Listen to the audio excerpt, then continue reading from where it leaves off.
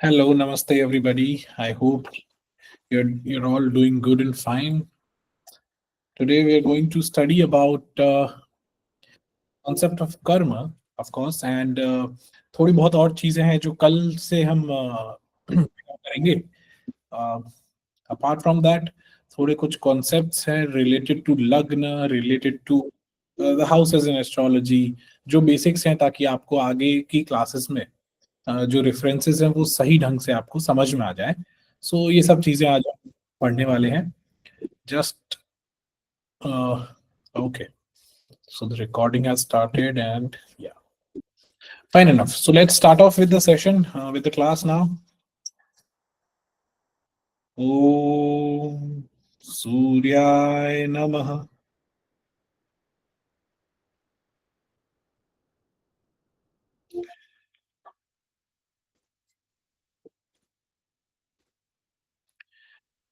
Okay, सो कल हम लोगों ने जो पढ़ा था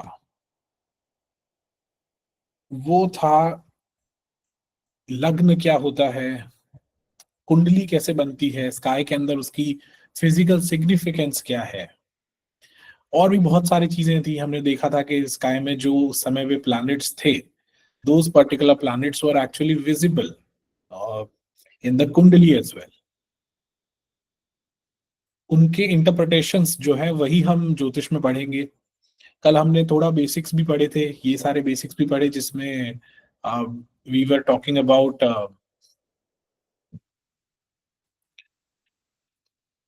some systems of astrology, some basic details about the previous, about the Ved and the Purana and the Vedangas and all that stuff, right? ये सारी चीजें हमने कल पढ़ी थी. इसी को थोड़ा सा कंटिन्यू करेंगे आज हम. ये सारा जो भी है sky and your birth chart वाला part, we will continue this. First I will explain to you जो एक्लिप्टिक है. एक बार मैं फिर से एक्सप्लेन करूंगा because I want you to understand this topic very clearly. आगे सब कुछ इन्हीं सब से बेस्ड होगा, तो जो बेस है वो हमें थोड़ा सा यहाँ पे क्लियर बनाना होगा. ओके, सो सिंपल सा कॉन्सेप्ट है. जो हमारी राशियां हैं, जो हमारे जोडियक्स हैं, वो सारे जोडियक्स एंड ऑल दैट, ये एक सूर्य का पाथ है जो कि सन कवर करता है इन 1 year.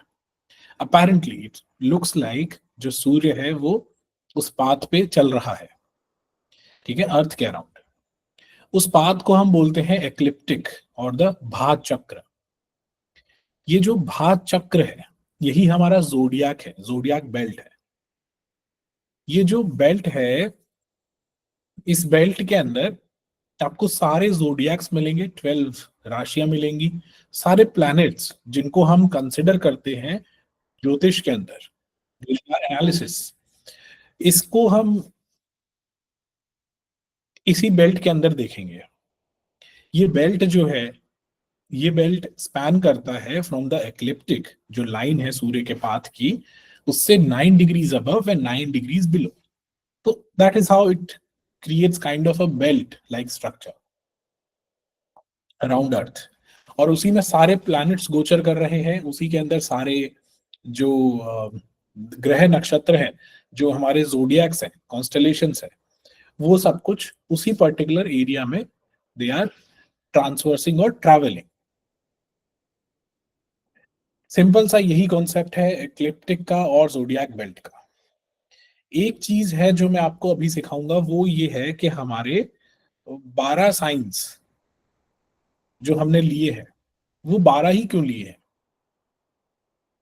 Yesterday this was a question, और 12 साइन ही क्यों लिए हैं. तो इसका जो बेसिक फंडा है, जो इसके पीछे का जो रेशनल है, जो रीजन है, वो ये है कि हम सूर्य और चंद्रमा, इन दो प्लैनेट्स को, इन दो ल्यूमिनरीज को कंसिडर करते हैं to be the life giving force, because these are very important. सूर्य इसलिए इंपॉर्टेंट है क्योंकि उससे सारी लाइट आ रही है हमारे सोलर सिस्टम के अंदर. It is the only star in the solar system. And चंद्रमा इसलिए इंपॉर्टेंट है क्योंकि चंद्र बहुत करीब है अर्थ के. इट इज द क्लोजेस्ट ग्रह. So when we talk about the luminaries, बाकी ग्रह भी तो रिफ्लेक्ट करते हैं लाइट, बट हम उनको तो नहीं बोल रहे हैं, सिर्फ चंद्र को क्यों ले रहे हैं? क्योंकि चंद्रमा बहुत पास में है, that is why. So these two luminaries, the sun and the moon, ये दो जो रिलेशंस बनाते हैं, जिस तरीके की एनर्जीज हम इनसे लेते हैं, वो सारी ऊर्जा बहुत इंपॉर्टेंट है, बहुत महत्वपूर्ण है। तो इसलिए ये बहुत इंपॉर्टेंट है। अब क्या होता है कि मेनली यहाँ पे इशू ये आता है कि हमने 12 ही राशियां क्यों ली? सेक्टर्स ऑफ स्काई हमने डिवाइड किए, तो वो सेक्टर्स ऑफ स्काई हमने सिर्फ इतने से ही डिवाइड क्यों किए? हो सकता था कि 10 राशियां हो जाएं, 10 सेक्टर में डिवाइड कर दो, क्या दिक्कत है? 10 सेक्टर्स में डिवाइड कर दोगे तो भी कोई दिक्कत नहीं आती, 11 सेक्टर्स में कर लेते तो भी नहीं आती, एन नंबर ऑफ सेक्टर्स में डिवाइड कर लेते, क्या दिक्कत है? तो देखो, पहली बात तो ये है कि हमारा जो ज्योतिष है ना, ये ज्योतिष is mainly based on the नक्षत्र सिस्टम। ये नक्षत्रों में बेस्ड है। यहाँ पे राशियां बाद में इंपॉर्टेंस रखती हैं, पहले नक्षत्र इंपॉर्टेंट रखते हैं। नक्षत्र क्या है? ये जितने भी beg your pardon, ये जितने भी कॉन्स्टलेशंस हैं, जितने जोडियाक्स हैं, जितने जोडियाक्स हो गए, सारी राशियां हैं, इन्हीं के कुछ पर्टिकुलर सेट ऑफ स्टार्स को हम नक्षत्र बोलते हैं। ओके, ये कुछ particular fixed points in the sky हैं जो रिलेटिवली इतना मूव नहीं करते हैं, उसको ऋषि पराशर ने नक्षत्र बोला। जो भी स्टार्स जो है अपेरेंटली हमको मूव करते हुए नहीं नजर आते, बाकी प्लैनेट्स तो मूव कर रहे हैं ना, जो ये स्टार्स हैं, जो जोडियाक कॉन्स्टलेशंस के ही कुछ पार्ट है, ठीक है? जैसे लियो जोडियाक है, तो लियो जोडियाक यानी जो कॉन्स्टलेशन है उसी के कुछ पर्टिकुलर स्टार्स हैं, उन स्टार्स को हमने नक्षत्र बोला। अलग अलग स्टार्स को अलग अलग नक्षत्रों में डिवाइड किया। देयर आर टोटल 27 नक्षत्र इन जनरल। ये जो 27 नक्षत्र है, ये 27 ही क्यों है? क्योंकि हमारा जो चंद्र है, चंद्रमा, वो एक दिन के अंदर एक नक्षत्र जितना स्काई को मैप करता है, या उतना ट्रैवल करता है, ठीक है? उतना ये ट्रैवल करता है चंद्रमा अपना। तो इसको अगर हम रिवर्स कर लेते हैं कि चंद्रमा एक दिन में टोटल कितना ट्रैवल कर रहा है अर्थ के अराउंड ऑन द स्पेस, उसको हमने बोला, उस particular sector of the sky को हमने बोला पर्टिकुलर नक्षत्र। ओके, वहां से उस नक्षत्र की ऊर्जा आती है। It takes around 27 days for the moon to come back to its original position. So that is why a lunar month, apparently it has to be 30 degrees, but क्योंकि सन और मून का रिलेटिव मोशन अगर हम calculate करते हैं ना, तो हम चंद्रमा को 27 सेक्टर्स ऑफ द स्काई के अंदर गोचर करते हुए देखते हैं। Okay, it will take near about 27 sectors for the Chandra to revolve around earth. Okay, 27 days. Now what is happening here is, चंद्रमा का मूवमेंट हमने नोट कर लिया एक दिन के अंदर, और सूर्य का मूवमेंट हमको पता है ऑलरेडी, साल भर के अंदर इतना हो रहा है। अब ये जो सूर्य और चंद्र है, एक ल्यूनार मंथ जिसको हम बोलते हैं, एक मंथ, एक महीना क्या होगा? वो पूरा महीना नियर अबाउट 30 डेज के आसपास आता है, बिकॉज जीरो से वापस जीरो होने में चंद्रमा को नियर अबाउट 30 डेज लगते हैं, right? From a no moon to again back to this position. बीच में पूर्णिमा आएगी, अमावस्या आएगी, राइट, वापस से। तो वो जो साइकिल रिपीट हो रही है ना चंद्रमा की, वो टोटल नियर अबाउट 30 डेज के अंदर कंप्लीट होती है। और ये 30 डेज जो है, if we divide it by 360, sorry 360 को डिवाइड किया गया 30 से, यानी कि हर मंथ के अंदर हमने देखा कि सूर्य एक पर्टिकुलर सेक्टर में स्काई में कवर कर रहा है, और चंद्रमा कुछ पर्टिकुलर डेज के अंदर ये सेक्टर ऑफ स्काई कवर कर रहा है। तो वो 30 दिन निकल के आया। 360 divided by 30 is what 12 zodiac signs came from. Okay, तो ये सूर्य और चंद्र के रिलेटिव मोशन की वजह से हमने 12 ही जोडियक्स लिए हैं, इसके अलावा कोई और जोडियक नहीं लिया है।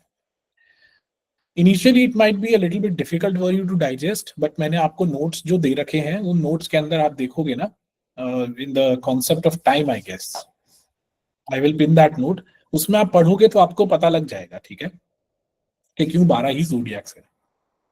नाउ 12 जोडियक साइन तक तो ठीक है। हमने कल ये भी पढ़ा था कि लग्न क्या होता है, राइट? लग्न जो है वो कॉन्स्टलेशन है जो कि राइज कर रहा था at the time of your birth in the eastern direction. East direction क्यों? बिकॉज वहीं से सूर्य भी राइज करता है, and Surya is the life giver, it starts the day for us. That's why कोई भी कॉन्स्टलेशन अगर ईस्ट डायरेक्शन से राइज कर रहा होगा तो उस समय पे आप कुंडली के अंदर देखोगे कि वही constellation would be the lagna of the kundali, would be in the first house of the kundali। हर एक राशि को हमने 1 2 3 4 ऐसे करके 12 नंबर्स दिए हैं। वो 12 नंबर्स अलग अलग राशि कौन कौन सी होती हैं, we will study in the राशिस पार्ट, बट वहां पे आपको नंबर दिखेगा। फॉर एग्जाम्पल कल हमने जब देखा था तो एरीज लग्न was rising, Aries zodiac was rising in the eastern horizon in Delhi. तो उस समय पे वो लग्न क्या हुआ, वो हो गया एरीज, यानी मेष लग्न, ठीक है। ये लग्न जो है ये क्योंकि 12 राशियां हैं और 24 घंटे हैं दिन के अंदर, तो 12 राशि और 24 घंटे के हिसाब से अगर अपन देखें तो approximately it takes one lagna to complete one house around 2 hours. मतलब हर 2 घंटे में एक लग्न चेंज हो रहा है। फॉर एग्जाम्पल 9 बजे अगर एरीज लग्न शुरू हुआ है तो 11 बजे टॉरस लग्न शुरू हो जाएगा। नियर अबाउट 2 आवर्स का इसमें टाइम पीरियड रहता है, ठीक है। और इसीलिए क्योंकि लग्न चेंज हो गया, the first house itself, the rashi rising itself, the zodiac rising has changed in 2 hours. That is why जो हमारे बर्थ चार्ट्स बनते हैं वो अलग अलग बनते हैं। ऐसा नहीं है सेम डे के अंदर कोई किसी का जन्म हुआ तो उसकी सेम राशि चार्ट बनेगा, नो। अलग अलग लग्न है तो देयर आर 12 डिफरेंट पॉसिबिलिटीज। अगर वो उस 2 2 घंटे के स्पैन में भी जन्मे हैं तो भी उसकी डिग्री अलग होगी, उनके स्पेसिफिक्स अलग होंगे, right? So that is how we differentiate and that is why everything everybody's kundli is different. इस लग्न से ही हमको पता लगता है कि कुंडली के बाकी जो हाउसेस हैं उनमें कौन सी राशि आने वाली है, क्योंकि लग्न से ही तो शुरू हो रहा है ना। यहाँ पे अगर आपका 1 नंबर आ गया तो नेक्स्ट हाउस जो है विच is the anti clockwise house, तो उसको हम दूसरा हाउस बोलेंगे। यहाँ पे 2 नंबर राशि आएगी, यहाँ पे 7 नंबर राशि आ गई तो यहाँ पे 8 नंबर राशि आएगी, करेक्ट, एंड सो ऑन। इसीलिए सब के चार्ट्स के अंदर आप देखोगे ना तो अलग अलग नंबर्स लिखे रहते हैं अलग अलग हाउसेस के अंदर। ये जो हाउसेस हैं इसके बारे में मैं थोड़ा सा और डिस्कस करूंगा क्योंकि कल हमने इस पे डिस्कस इतना नहीं किया था। हाउसेस क्या है ये जानना बहुत जरूरी है, ये भाव क्या है असल में। तो ये पाई चार्ट के अंदर आपको दिख रहा है ना कि अलग अलग सेक्टर्स ऑफ द स्काई है। यहाँ पे आप बीच में हो और आप जिस तरफ देख रहे हो आप 30 डिग्री का एक सेक्टर देख रहे हो, 30 डिग्रीज के स्पैन के अंदर आप एक सेक्टर देख रहे हो स्काई का। वो सेक्टर्स ही भाव है आपके। ये जो फर्स्ट हाउस है, this first house is basically जब आप ईस्ट डायरेक्शन की तरफ देखोगे आपके जन्म के टाइम पे या जिस समय पे भी आप कुंडली बना रहे हो उस समय पे, तो यू विल नोटिस व्हाट, कि ये जो हाउस दिख रहा है ना आपको फर्स्ट हाउस, ये आपके सामने होगा because you are facing the east direction. ऐसे ही फिर सारे हाउसेस जो है वो भी अलग अलग सेक्टर्स ऑफ द स्काई को दिखाते हैं। 0 से 30 डिग्रीज का जो स्पैन है वो फर्स्ट हाउस हो गया।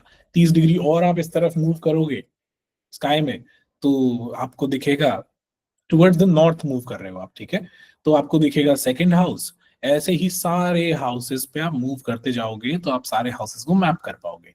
दीज हाउसेस और भाव are nothing but some space, वो स्पेस को दिखाता है। सामने वाला जो भी सेक्टर इन द स्काई है, जो भी स्पेस है, उसके अंदर जो भी चीजें होंगी ना वो आपको दिखेंगी। लेट्स टेक एन एग्जाम्पल कि यहाँ पे जब आप फोर्थ हाउस की तरफ देखते हो, या चलो एक बार इजी करते हैं इसको, ईस्ट डायरेक्शन में ही देख रहे हो आप, है ना, ईस्ट में देख रहे हो तो आप अपने लग्न को देख रहे हो, तो वहां पे आपको दिखेगा एक राशि, कोई ना कोई सामने कॉन्स्टलेशन राइज हो रहा होगा। तो लेट्स से हमारा कॉन्स्टलेशन राइज हो रहा है 4 नंबर का कॉन्स्टलेशन विच इज द कर्क लग्न. ओके, कर्क राशि. तो कर्क लग्न यानी कैंसर जोडियक अगर राइज कर रहा है तो आपको सामने जो जोडियक दिखेगा वो तो कैंसर दिख गया. नाउ yesterday we studied कि शुक्र जो है वो कल कर्क राशि के अंदर था. ठीक है, तो अगर आप कर्क राशि के अंदर देखोगे सामने स्काई में तो आपको शुक्र दिखेगा. तो आपको दो चीजें दिखी, one is zodiac which is cancer zodiac and second is शुक्र. ठीक है, इस 30 डिग्री स्पैन के अंदर. तो यहाँ पे जब आप अपनी कुंडली में देखोगे ना फर्स्ट हाउस के अंदर, तो आपको दिखेगा यहाँ पे 4 नंबर लिखा होगा जो कि डिनोट करता है कर्क राशि को, और यहाँ पे शुक्र लिखा होगा या वीनस लिखा होगा क्योंकि यहाँ पे उस समय पे वीनस था. ठीक है, ऐसे ही हम सारे जितने भी हाउसेस हैं उसके अंदर प्लैनेट्स को ऐसे ही मैप करते हैं. जो सामने दिख रहा है ना वही हमको यहाँ पे कुंडली में लिख देते हैं. ठीक है, so this is how we can see the planets. जो भी हमारे नाइट स्काई हो गया या डे हो गया, इट जनरली हम जो कैलकुलेशंस करते हैं उसके बेसिस पे हम देख लेते हैं कि कौन से भाव में कौन सा ग्रह है. टोटल 12 भाव है. 12 भाव जो है वो हर एक राशि को दिखाते हैं. कोई ना कोई राशि होगी, कोई ना कोई प्लैनेट होगा इसके अंदर. हो सकता है कि कुछ भावों के अंदर प्लैनेट्स हो सकता है कुछ भावों के अंदर प्लैनेट्स ना. ऐसा क्यों? There are total 9 planets. Okay, sun, Venus, Mercury, Mars, Jupiter, Saturn, Rahu and Ketu.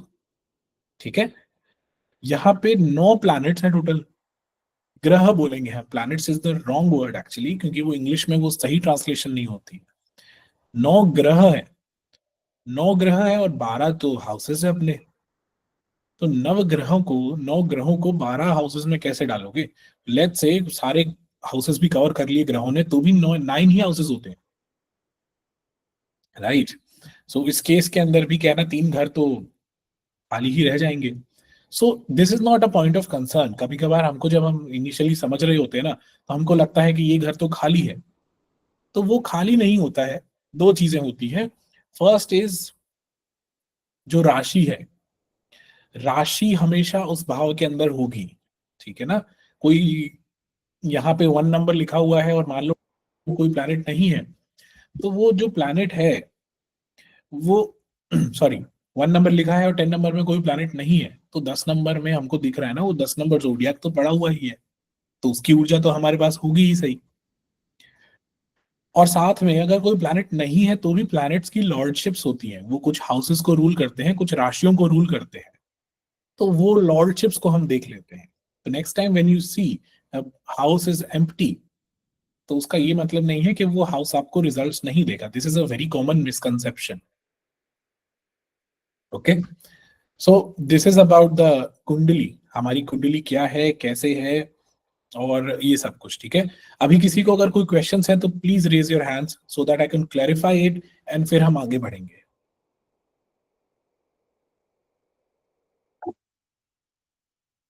Yes Jagannath, please ask. Anshuman ji, good morning. So actually कल हम देख रहे थे कि एरीज का राइजिंग हुआ था दिल्ली में, राइट? करेक्ट. उसी टाइम पे मतलब टाइम को एडजस्ट करते हुए मैंने अपने यहाँ डैलस में देखा तो वो लिब्रा बन गया. हाँ जी, ठीक है. तो this is true for every planet in and around कि ये flip, like for this flip is only applicable for ascendant or the relative planetary position? The complete कुंडली will change.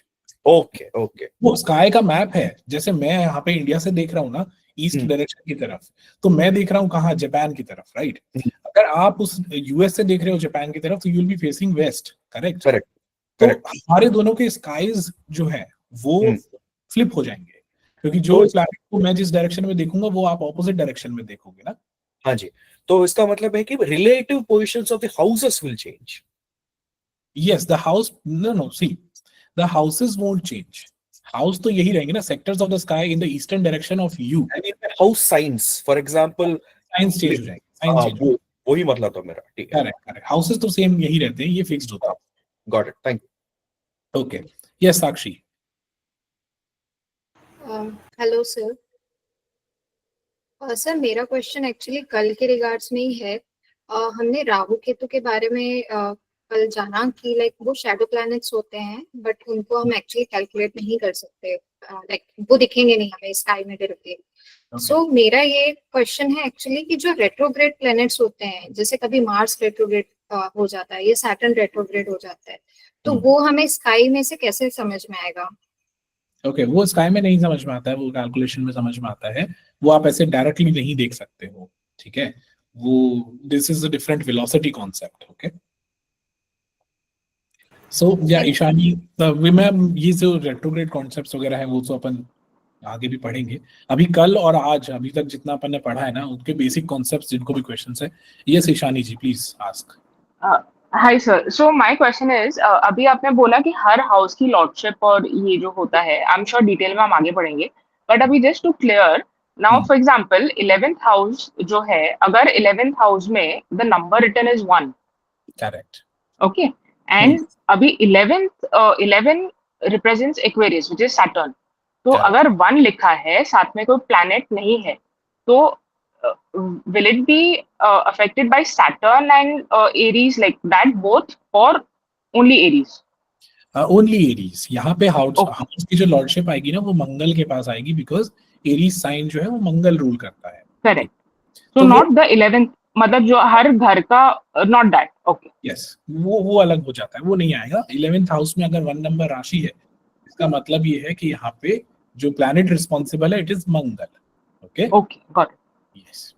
yes, any other questions? Else let's move forward, I guess. Yes, let's move forward with the analysis. यहाँ तक आपको सबको clear होना चाहिए, क्योंकि ये बहुत ही बेसिक है। ये नहीं आया ना एक बार समझ में, तो फिर आपको आगे भी बहुत मुश्किल होगी समझने में। फिर आप क्वेश्चंस आपके बहुत ज्यादा क्या कहते हैं कि आने लग जाएंगे। Yes Kokil ji please ask. नमस्ते सर, नमस्ते एवरीवन। सर एक बार वो एम्प्टी हाउस वाला कॉन्सेप्ट एक बार और एक्सप्लेन कर दीजिए। जो आपने कहा कि अगर किसी में वो प्लैनेट नहीं है तो it doesn't mean it does not give results. हाँ ठीक है, ठीक है। देखो क्या है ना कि हमारे 9 ग्रह हैं टोटल। इन 9 ग्रहों में से अगर हम सारे हाउसेस भी फिल कर देते हैं ग्रहों से, एक एक ग्रह को एक एक हाउस दे देते हैं स्काई के अंदर, वो बैठे हैं, तो फिर भी क्या होगा ना कि 3 हाउसेस तो अपने एम्प्टी चले ही जाएंगे। ये जो एम्प्टी हाउसेस होते हैं ना, असल में ये एम्प्टी नहीं है। ओके, क्यों? क्योंकि हमने ये पढ़ा है कि हर घर, हर भाव के अंदर एक ना एक राशि तो आती ही है। करेक्ट, एक ना एक राशि अगर आ रही है तो वो एम्प्टी तो हुआ नहीं। एम्प्टी का मतलब हम ये समझ लेते हैं कि वहां पे कोई ग्रह नहीं है। जब कोई ग्रह नहीं होता है ना किसी भाव के अंदर, तो वहां पे राशि होती है, उस राशि की ऊर्जा तो रहती है। दूसरा, अगर कोई ग्रह नहीं है और वो ग्रह के अंदर कोई सॉरी उस भाव के अंदर कोई राशि आ रही है, जैसे अभी ईशानी जी ने पूछा था कि 11th हाउस में अगर 1 नंबर राशि है, ओके, और वो एम्प्टी है, तो अपन मान लेते हैं यहाँ पे एरीज राशि है, तो यहाँ पे एरीज की ऊर्जा होगी, प्लस मंगल जो है वो रिस्पॉन्सिबल होगा वो इस हाउस के लिए, 11th हाउस के लिए, क्योंकि मंगल की राशि है वो। अब वो मंगल पूरी कुंडली में कहीं पे भी बैठा हो, लेकिन वो मंगल की जो स्ट्रेंथ है, वो मंगल की जो डिग्निटी है, वो डिफाइन करेगी कि 11th हाउस के जो रिजल्ट्स हैं वो कैसे आते हैं। ठीक है, तो this is the basic concept. अगर कोई ग्रह, सॉरी भाव अगर खाली है, तो उसके लॉर्ड को देखो, उसमें जो राशि पड़ रही है उसके लॉर्ड को देखेंगे आप, और उसके बाद आपको पता लगेगा कि वो घर कैसा है। सिंपल एग्जांपल क्या है ना कि अगर जैसे हमारे पास क्या होता है ना, we have multiple properties at times. मेरे पास मान लो 3 घर है, ठीक है। एक घर में मैं रहता हूँ, बाकी 2 घर मैंने क्या है ना कि खाली रखे हुए हैं। तो जिस घर में मैं रह रहा हूँ उस घर का तो पूरा कंट्रोल मेरे पास है ही सही।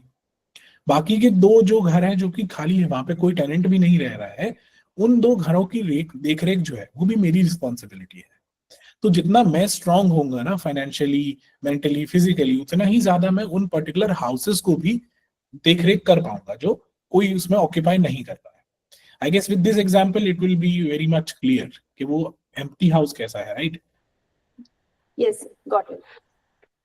Okay, fine enough. Okay, so now moving on to the next. हमने लग्न पढ़ लिया। Yes Shravika please ask. So if a planet sits in a certain bhav, like you said, समझ लो 11th हाउस में 2 planet है already, तो जो कंट्रोल है वो दोनों planet में जाएगा कि लॉर्ड के पास जाएगा जो भाव है जिसका? देखो सिंपल सी बात है ना, मेरे अगर कोई घर है मेरा, जैसे मैंने आपको बताया मेरे कोई घर है खाली है, उसमें मैं किसी किराएदार को ले आता हूँ, ठीक है, वो किराएदार जो है वो उस घर को डायरेक्टली कंट्रोल तो करेगा, लेकिन उस घर के मॉडिफिकेशंस वगैरह उसके रूल्स और रेगुलेशंस कौन सेट करेगा? वो मैं सेट करूंगा, क्योंकि अल्टीमेटली वो घर तो मेरा है ना। तो अगर मैं बहुत स्ट्रांग हूं, ठीक है, तब तो किराएदार मेरी बात मानेगा। अगर मैं स्ट्रांग नहीं हूं तो वो अपनी मनमानी कर लेगा, ठीक है। तो ऐसे करके क्या है ना, ग्रहों के साथ भी यही केस होता है, ठीक है। हाँ, thank you. Okay, fine enough. So let's move on to the next. हम यहाँ पे देख रहे थे कि लग्न कैसे बनता है, ये सब अपन ने पढ़ लिया है ऑलरेडी। लग्न को डिकोड करने के लिए आपको क्या इंफॉर्मेशन?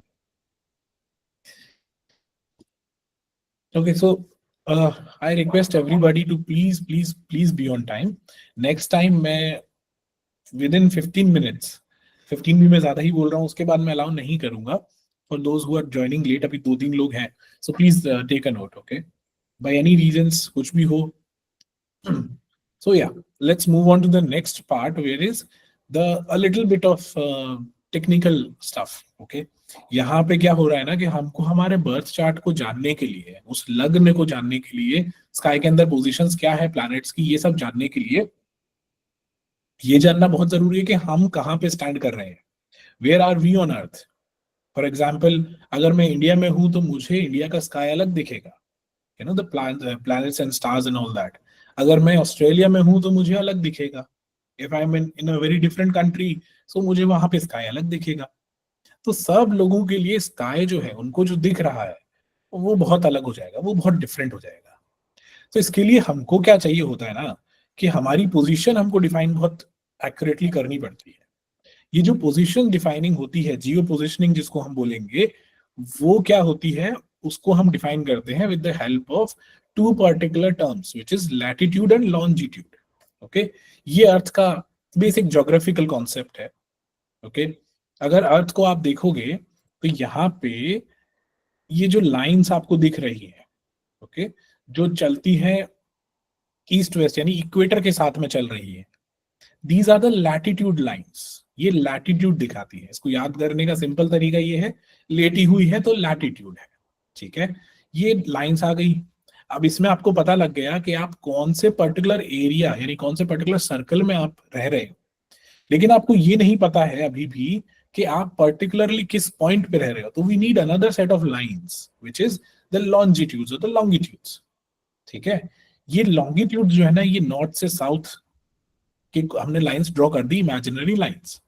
अब ये लैटिट्यूड और लॉन्गिट्यूड जब जहां पे मिल जाते हैं, ठीक है, वो पर्टिकुलर पॉइंट होता है हमारी जियो पोजिशन। फॉर एग्जाम्पल, दिल्ली जो है, अगर हम उसको मैप करना चाहते हैं तो उसकी पोजीशन होगी 28.6 degrees north, going to the north. यहाँ पे लैटिट्यूड की बात हुई है, और लॉन्गिट्यूड की बात हुई है 77.2 डिग्रीज ईस्ट, ठीक है। ये डिग्रीज कैसे नाप रहे हैं हम? सेंटर से हमने सिंपली क्या किया, ये 90 डिग्रीज, यहाँ पे 90 डिग्रीज है नॉर्थ, 90 डिग्रीज है साउथ, ठीक है। अब आप जहां पे भी पोजीशन होगे, फॉर एग्जांपल यहाँ पे अगर दिल्ली है तो ये 45 डिग्रीज है, तो हमने लैटिट्यूड की वैल्यू ली 45 degrees towards the northern side of earth. North from where? North from the equator, ठीक है। और ऐसे ही लॉन्गिट्यूड की वैल्यू लेते हैं हम ईस्ट और वेस्ट के अंदर। तो दोनों को मिला के हमको एक पर्टिकुलर पॉइंट आ जाता है। इस पॉइंट से हम क्या है ना, कोऑर्डिनेट्स जिनको हम बोलते हैं, और उन कोऑर्डिनेट से हम अपना लोकेशन पता लगा लेते हैं। Once we know the exact location and date of birth and time, क्योंकि उस दिन में जो स्काई था, उस दिन जो प्लैनेट्स थे वो कहाँ पे थे, ये पता लग गया तो आपकी कुंडली बन जाती है। as simple as that, ठीक है। ये कोई इतना इंपॉर्टेंट कॉन्सेप्ट नहीं है कि आप इसको एकदम याद करो या कुछ, ठीक है, नहीं भी करोगे तो अच्छा है, बट ये थोड़ा कंसेप्चुअल क्लैरिटी देता है कि how are we identifying everything technically and the mathematics behind it, okay. So this is basically more or less about the houses और लग्न और ये सब कैसे बनता है, बेसिक कॉन्सेप्ट, हमारी कुंडली कैसे बनती है, ठीक है।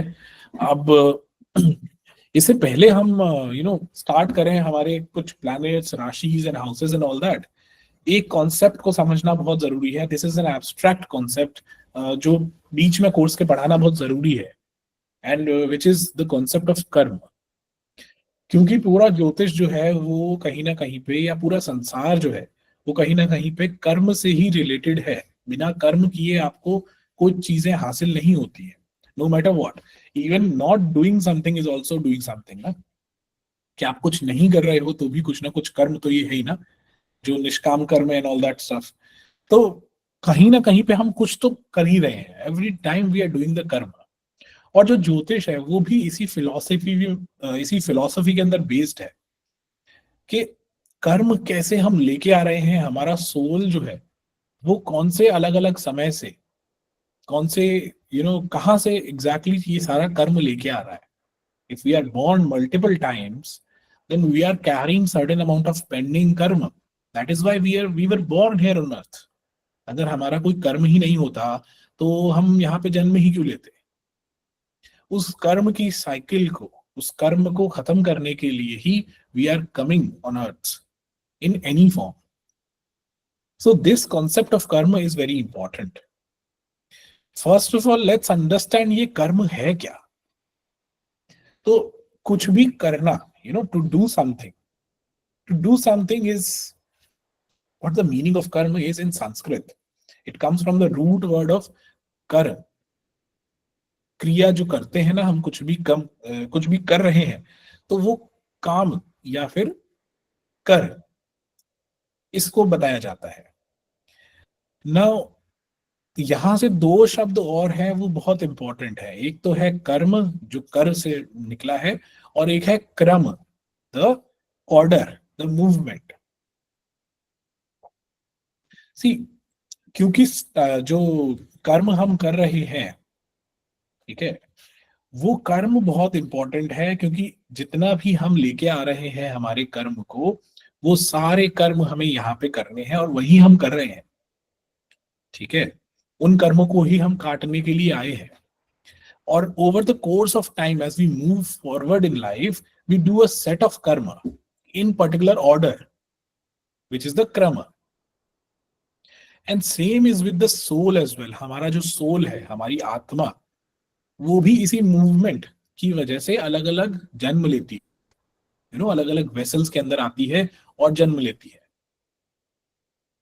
तो कोई भी कर्म को करने के लिए, जिसको हम जो डेफिनेशन या फिर बाय वर्ड अगर हम जाएं, तो it is called the transmigration of the soul. एक जन्म से दूसरे जन्म, जन्म जन्मांतर तक जो चीज कॉन्स्टेंटली फ्लो कर रही है, जो कॉन्स्टेंटली अवेलेबल है, जो कॉन्स्टेंटली आपके साथ चल रही है, वो है कर्म. एंड दिस कर्म इज वेरी मच इंपॉर्टेंट.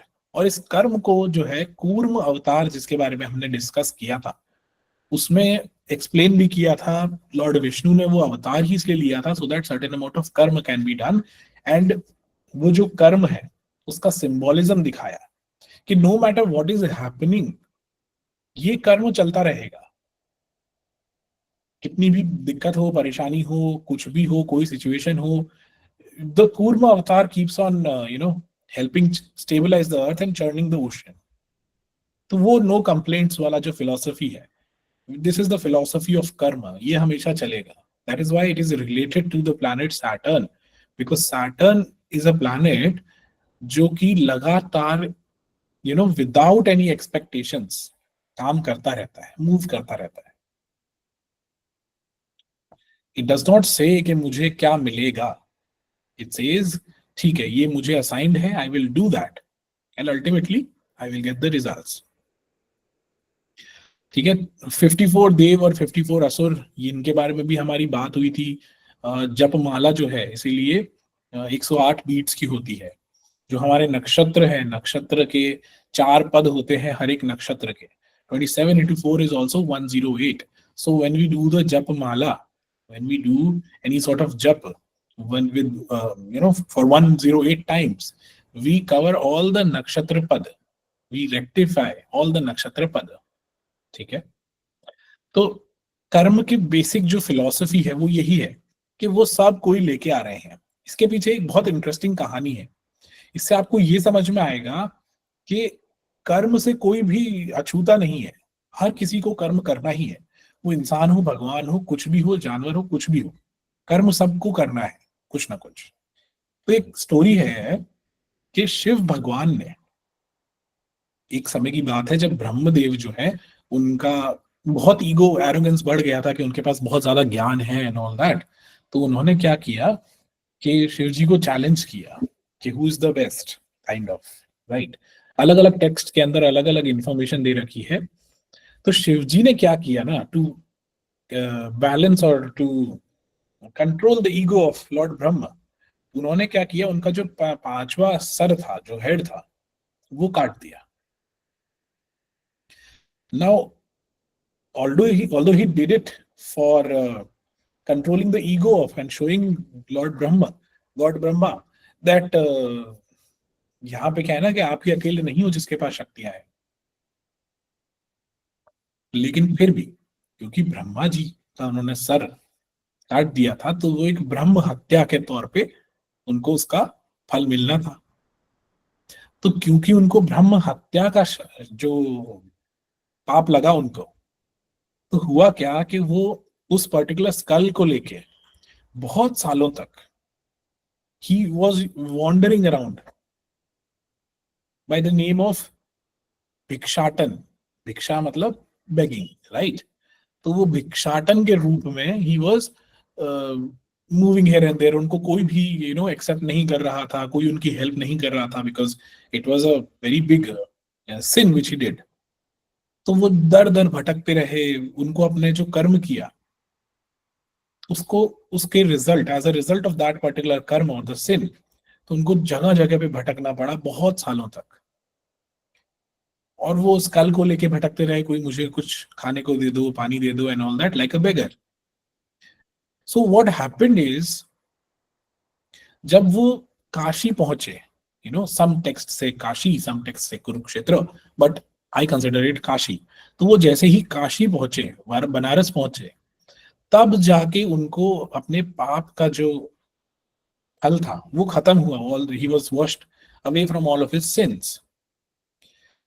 लेकिन फिर भी you understand, Mahadev, lord Shiva, who is one of the trinities, he was also bound by the karma itself। उन्होंने कर्म किया, उस कर्म का उनको फल भुगतना ही पड़ा over the course of time. वरना वो तो महादेव है ना, तो वो तो कैसे भी अपनी ऊर्जाओं को बैलेंस करके अपने पाप को काट सकते थे, लेकिन उनको भी कर्म करना पड़ा, उनको भी एज अ बेगर घूमना पड़ा। Same happens with everything. भगवान विष्णु जो है, उनके साथ भी यही केस है।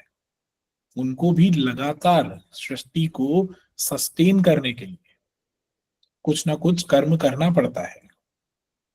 The sustenance part of lord Vishnu, उनको हमारे सारे रिसोर्सेज, इन सब को, पूरे ब्रह्मांड को चलाना है ना, उनको कर्म करना पड़ता है। One of the major karma of lord Vishnu is coming as incarnations अलग अलग समय पे।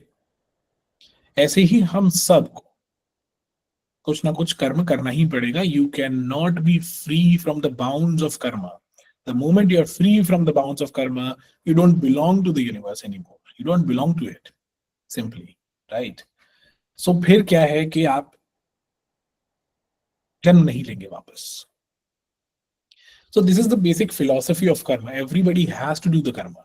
पर अब हम ये समझें कि ये कर्म तो ठीक है, ऐसा ऐसा है, वो है, well and good, all the stories are good and fine, पर ये कर्म आ कहां से रहा है? Who is keeping all the accounts of this? ये कितना कर्म हम लेके आए हैं, मेरा कर्म अलग है, आपका कर्म अलग है, तो ये सारे कर्म अलग अलग कैसे हो रहे हैं? इसका सोर्स क्या है? और कितना कर्म हमको इस लाइफ में करने को मिला है? कितना कर्म हम आगे करेंगे या नहीं करेंगे? या कितना कर्म हम इस लाइफ के अंदर नया कर सकते हैं या नहीं कर सकते? Which is the free will, correct? So let's move on to the next part, which is the bank account of karma. ये कर्म का बैंक अकाउंट क्या है और इसका कुंडली से क्या रिलेशन है? हमने 12 राशियों के बारे में बात की थी, ठीक है? तो जब सूर्य अलग अलग राशियों में गोचर करते हैं, when Surya passes through different zodiacs at different times, तो it is very clear कि सूर्य की जो ऊर्जा है वो अलग अलग होती है. मेजरली जब आप देखोगे इक्विनॉक्सेस आते हैं तो अलग सीजन्स होते हैं. उस सूर्य के मूवमेंट की वजह से ही, उस सूर्य की ऊर्जा की वजह से ही हमारे यहाँ पे अलग अलग तरीके के weather patterns and all that होते हैं. तो 12 राशियों में सूर्य अलग अलग तरीके से ऊर्जा देता है, सोर्स करता है ऊर्जा को, अलग अलग तरीके से बिहेव करता है. ये जो 12 बिहेवियर्स हैं, या फिर इसको सोलर इंटेलिजेंस बोले या कॉस्मिक इंटेलिजेंस बोले, द मैनिपुलेशन और the change of energies, this is what we call as the 12 Aditya of Surya. These are nothing but 12 different forms of Surya and the energy of Surya. Now, because we all are coming from the source itself, and Surya has been considered as a source of the solar system, and it is the preserver, destroyer, and of course the creator of the solar system. So, सूर्य की importance बहुत important है. सूर्य की importance जो है वो हमको देखने को मिलती है, और वो सूर्य ही हमारे जो कर्म है उनको बैंक अकाउंट की तरह सेव करके रखता है, उनके बैंक अकाउंट्स में सेव करके रखता है. वो बैंक अकाउंट कौन से हैं? ये बैंक अकाउंट्स हैं 12 राशियां. ये जो 12 राशि है ना, हमारे 12 बैंक अकाउंट्स है. दिस राशि प्लस द आदित्य, ये है अकाउंटेंट्स. आदित्य जो होंगे ना, ये अकाउंटेंट्स हुए. इन 12 राशियों के अंदर हमारे जन्म जन्मांतर के कर्म जो है ना सेव्ड है. जितने भी जन्म हमने लिए हैं, जो भी हुआ है, जैसे भी, और आगे जितना भी कुछ करेंगे, उन सब के कर्म ना इन 12 राशियों में सेव्ड है. राशि का जो लिटरल मीनिंग होता है ना, राशि, वो होता है हीप और पाइल. किसी चीज का पाइल बन जाता है ना, वो किसका पाइल है? वो है कर्म का पाइल.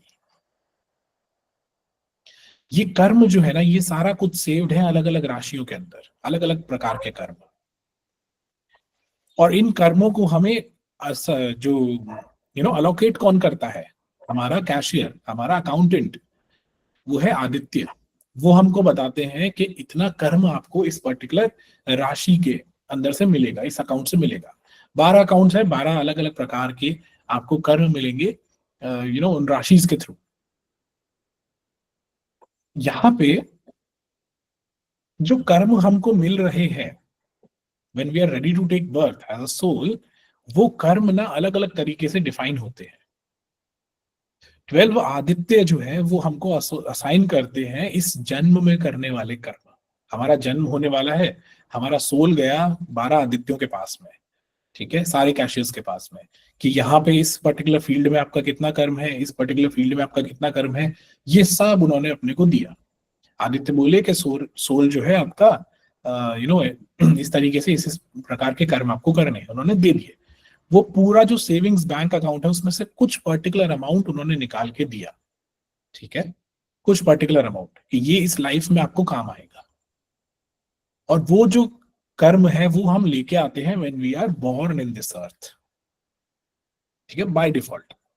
तो जो हम जन्म में लिया हमने, उस समय पे जो कर्म लेके आ रहे हैं ना, दैट पर्टिकुलर कर्म is called the sanchit karma. Sorry, that particular karma is further divided into different kind of karmas. Okay, वो आता कहां से है? वो आदित्य से आता है हमारे पास, ठीक है ना. तो अब हम 3 प्रकार के कर्मों की बात करेंगे. 3 प्रकार के कर्म जो है वो बहुत इंपॉर्टेंट है. एक तो है जो हमारा मेजर सेविंग्स बैंक अकाउंट है.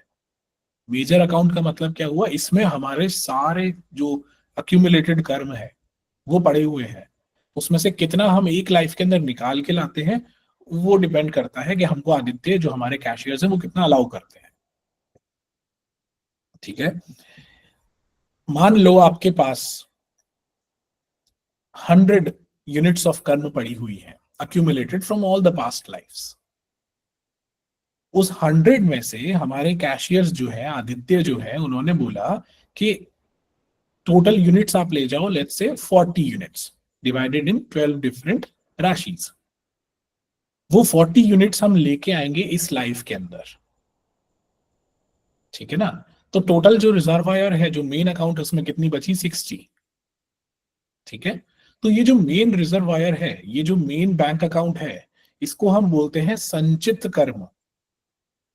संचित मतलब it is accumulated from all the past lives, जितनी भी हमारी पुरानी लाइव्स है ना, उससे जो भी बचा हुआ था वो सारे कर्म जो है वो संचित कर्म यानी हमारे मेन बैंक बैलेंस के अंदर आ गए हैं हमारे जन्म लेने से पहले। ठीक है, इस जन्म में आने से पहले। तो एक मेजर अकाउंट हो गया विच इज द संचित कर्म। ये 12 राशियों में बटा हुआ होता है, और जैसा हमने अभी समझा, इस कर्म में से कुछ अमाउंट ऑफ कर्म हम लेके आते हैं इस लाइफ के अंदर व्हेन वी टेक बर्थ, कि हमको इस लाइफ में ये पर्टिकुलर संचित कर्म जो है इनको तो पूरा करना ही है, बाकी कर्म हमको एसोसिएटेड नहीं है, वो हो सकता है हम नेक्स्ट लाइफ में करें। ठीक है, तो इट माइट बी पॉसिबल कि 60 जो 40 यूनिट्स हमको मिली है वो 80 यूनिट्स मिल जाए। इट माइट बी पॉसिबल कि वो 100 यूनिट्स ही मिल जाए, कि इसी लाइफ में आपको सारे जो पुरानी लाइफ के कर्म है वो खत्म करने हैं। That is something which is beyond comprehension. Okay, so वो again it is not our point of study, वो हम नहीं समझ सकते वो कैसे आ रहा है, क्या आ रहा है, वी डोंट नो।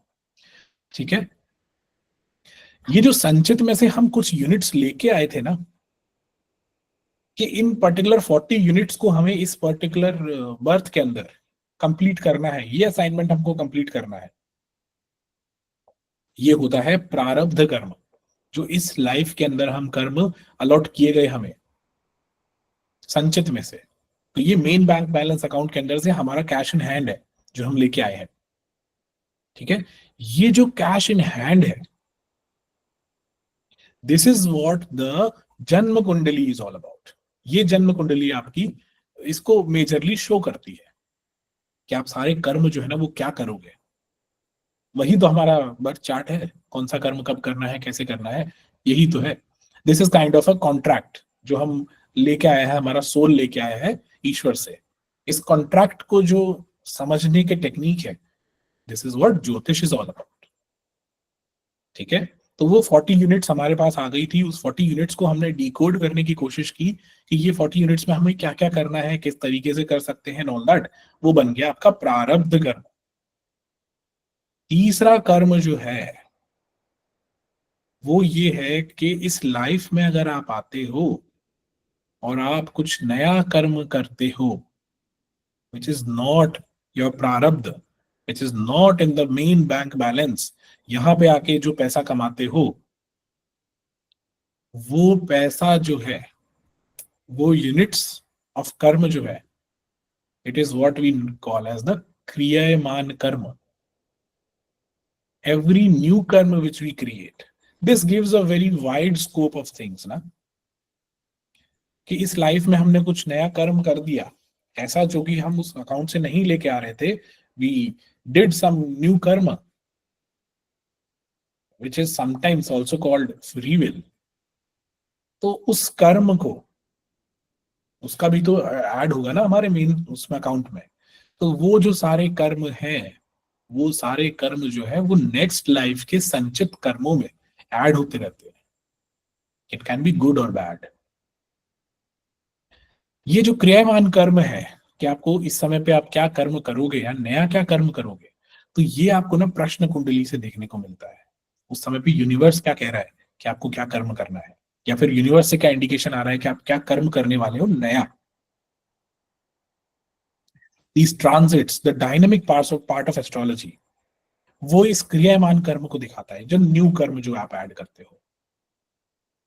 ठीक है, ये संचित कर्म में ऐड होता है, और अगर आप अच्छे कर्म करते हो या बुरे कर्म करते हो तो ये आपके प्रारब्ध को भी मॉडिफाई करता है। जो हम बोलते हैं ना कि do good deeds, it will be settled in this particular life only. These are the deeds which we were talking about. We are talking about the kriyaman karma. So these are the 3 types of karma basically which are present. यहाँ पे जो account वाला जो part है, ये हो सकता है कि नेक्स्ट लाइफ के अंदर आपको जो नए कर्म आपने किए हैं, अच्छा या बुरा, वो आपको संचित में ऐड हो जाए, फिर आपको नए जन्म लेने पड़े। नए जन्म लेने पड़ेंगे तो फिर वही सब कुछ आपको टॉलरेट करना पड़ेगा, वही सब कुछ आपको लाइफ में कर्म करने पड़ेंगे. That is why it is always advised कि जो क्रियामान कर्म है उसको आपको अच्छा रखना चाहिए. You should always keep it good कर्म. कुछ लोग होते हैं जो खराब कर्म करते हैं एंड ऑल दैट, और हमको बहुत क्या कहते हैं कि ये चीज एज ज्योतिष ये बहुत सुनने को मिलता है कि कोई भी somebody comes to us कि हम तो बहुत अच्छे काम करते हैं, हमें उसका रिजल्ट अभी इस लाइफ में मिलेगा या फिर नहीं मिलेगा, दूसरे लोग तो कितने बुरे कर्म कर रहे हैं, they are getting all good and fine, सब कुछ सही चल रहा है एंड ऑल दैट. तो यहाँ से ना इस कर्म की जो फिलॉसफी है इसको समझने के बाद जो आपको समझ में आएगा ना कि जो क्रियामान कर्म आप कर रहे हैं, जो इस लाइफ में न्यू कर्म आप करते आ रहे हो सकता है कि वो कर्म यहीं पे सेटल हो जाए, और हो सकता है, बहुत हाई पॉसिबिलिटी है कि वो संचित में ऐड होते हैं नेक्स्ट लाइफ्स के अंदर. और जो प्रारब्ध आप लेके आ रहे हो, whatever you are bringing in here, वो कर्म तो आपको करने ही है. तो पास्ट लाइफ्स के अंदर अगर हमने कुछ ऐसे कर्म किए होंगे जिनके अंदर हमें बहुत दृढ़ कर्म करना ही दिख रहा है कि ये काम तो आपको करना ही पड़ेगा इस लाइफ में, तो वो कर्म तो आप उससे बच नहीं सकते हो. वो कर्म हर किसी को करना पड़ता है और वो कर्म आप भी करोगे. ठीक है. So this is about the संचित कर्म, द प्रारब्ध कर्म एंड द क्रियामान कर्म. ये तीनों कर्म जो है ना, ये टाइप्स ऑफ कर्म दिखाते हैं. लेकिन हमारी लाइफ में ना हम भी कुछ प्रकार के कर्म करते हैं. ये तो हो गया अकाउंट्स हमारे कर्मों के. लेकिन कर्म के जो प्रकार हैं वो भी 3 प्रकार है. One is the karma done by our bodies, second is the karma done by our minds, हम जो सोच रहे हैं, और third is the karma done by our soul और द स्पीच. ओके, बेसिकली वो सोल का ज्यादा दिखाता है. ये तीनों कर्म जो है ना प्रकार, इट इज कॉल्ड द मानसिक कर्म, द शारीरिक कर्म एंड द वाचक कर्म, बोलने वाला जो होता है. ठीक है. तो यहाँ पे जो 3 प्रकार के कर्म है, ये 3 प्रकार के कर्म हम करते हैं. कर्म का मतलब ये थोड़ी ना है कि हमेशा हाथ पैर हिलाते रहेंगे. नो. कर्म का मतलब है आप मानसिक तौर पे क्या सोच रहे हो, अच्छा या बुरा. कर्म का मतलब है आप शारीरिक तौर पे क्या कर्म कर रहे हो, और कर्म का मतलब है आप सोल लेवल पे या बोलने के लेवल पे किस तरीके का कर्म कर रहे हो. ठीक है. ये अलग अलग चीजों से हमको देखने को मिलता है. ये जो कर्म है ना, ये हमको देखने को मिलता है बेसिकली 3 प्रकार का. जो कि मानसिक कर्म है ना, मानसिक कर्म आप देखते हो नक्षत्रों से. मानसिक कर्म आप देखते हैं नक्षत्र. किससे? क्योंकि वो मन जो है उसको डायरेक्ट कंट्रोल करते हैं. द ज्ञानेंद्रिय, जितने भी आपकी ज्ञान की इंद्रियां होंगी ना, जितनी भी इंद्रिय योर सेंसेस, उसको आप देखते हो फ्रॉम द मानसिक कर्म और द नक्षत्र. जो शारीरिक कर्म आप करोगे, हाथ पैर मारोगे ना इधर उधर कुछ ना कुछ करने के लिए, वो अपन देखते हैं राशि से. It is the growth of the physical कर्म वी आर डूइंग. और जो तीसरा है ना वाचिक कर्म, ये इन दोनों के मिक्स है, इन दोनों के परम्यूटेशंस, कॉम्बिनेशंस, या फिर इन दोनों के जो एक ब्रिज है इन दोनों के बीच का, जो ग्रह हो गए, नक्षत्र हो गए, राशि हो गई, इनको सबका कल्मिनेशन इससे आप देखते हो. So this is basically the theory of karma. Okay. यहाँ पे आगे आगे हम जब पढ़ेंगे तो we will study more about these kind of karma. We'll study more about the spiritual aspects of the rashis, the planets, the nakshatra and all that stuff. ये थोड़ी बहुत चीजें हम पढ़ेंगे. So yeah, this is pretty much all about today's lecture. आज के लिए हम इतना ही रखेंगे. एंड ऑफ कोर्स कोई भी डाउट्स वगैरह होते हैं तो नाउ यू कैन आस्क. ठीक है. Okay, so Kalpana ji has a doubt. Kalpana, you can unmute yourselves and ask the doubt. नमस्ते सर. Yes, namaste. सर कुछ जगह पर हम ये रेफरेंस देखते हैं, जैसे कि पंडित कृष्ण शर्मा शांत जी ने भी कई जगह ये दिया है कि जो जिन्हें हम अच्छे कर्म की कैटेगरी में डालते हैं, जैसे दान करना या किसी धर्म स्थल पर जाना, वो भी कुछ लोगों के लिए बेनिफिशियल नहीं होता है, उल्टा उनको उसके नेगेटिव रिजल्ट्स मिलते हैं. तो इसे हम किस तरह से देखेंगे? Okay. See, देखो, जब हम दान की बात करते हैं ना, तो दान का मतलब ये होता है कि आपने विदाउट एनी एक्सपेक्टेशन कुछ दिया. ठीक है. आप कुछ भी अपने हाथ से दे रहे हो ना, विदाउट एक्सपेक्टेशन ही देना होता है.